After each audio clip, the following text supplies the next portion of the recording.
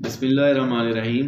अभी हम इखलात के बारे में बात कर रहे हैं और मज़ीद इसको डिटेल में फ़र्दन एक एक जो खिल्त है उसके बारे में बात करेंगे, क्योंकि ये बहुत अहम मौजू है। अलाज मालजा के अंदर बहुत अहमियत का हामिल है।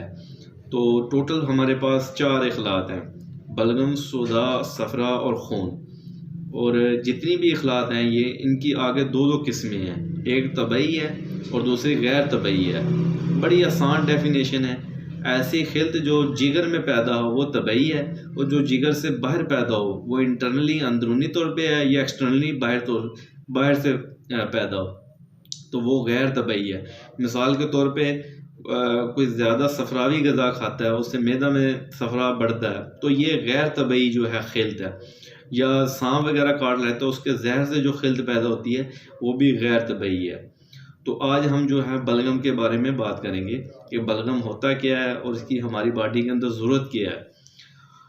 बलगम जो है ये ज़ाहरी बलगम नहीं है, बल्कि ये किस्म की खार है, अलकली है।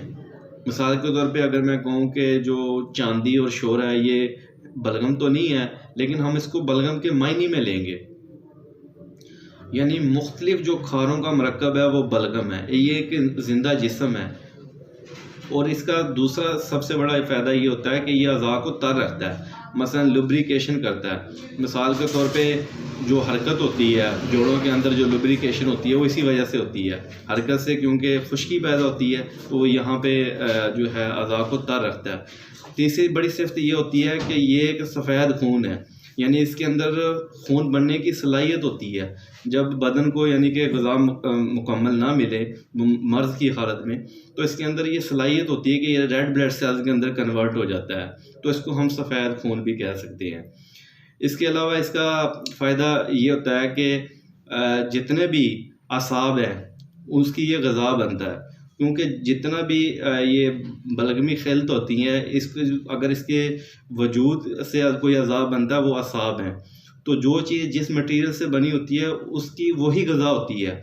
और क्योंकि मर्ज़ की सूरत में तोड़ फोड़ का जो है होता है प्रोसेस, उसके दौरान जब उसकी रिपेयरिंग करने के लिए, उसको मेंटेनेंस करने के लिए दोबारा उसी मटेरियल की ज़रूरत होती है जिससे वो बना होता है, तो जो है वो बलगम फिर वहाँ पे काम आता है।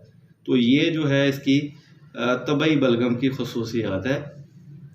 और गैर तबई है, यानी ऐसी बलगम जो जिगर में पैदा ना हो वो गैर तबई, और जो खून बनने की जिसके अंदर सलाहियत ना हो तो वो गैर तबई है। और इसकी मुख्तलिफ जो मज़े और क़ुआम के लिहाज से इसकी 5 किस्में होती हैं। ठीक है, शेरी भी होता है और कसीला भी होता है, नमकीन भी होता है, उसके बाद तुर्श भी होता है, और एक और किस्म है इसकी यानी कि फीका भी होता है। तो ये इसकी 5 किस्में हैं जो मुख्तलिफ़ कैफ़ियत की वजह से होती हैं। और गैर तबई का इलाज और रसूल इलाज यही है कि उसका इखराज करवा दिया जाए।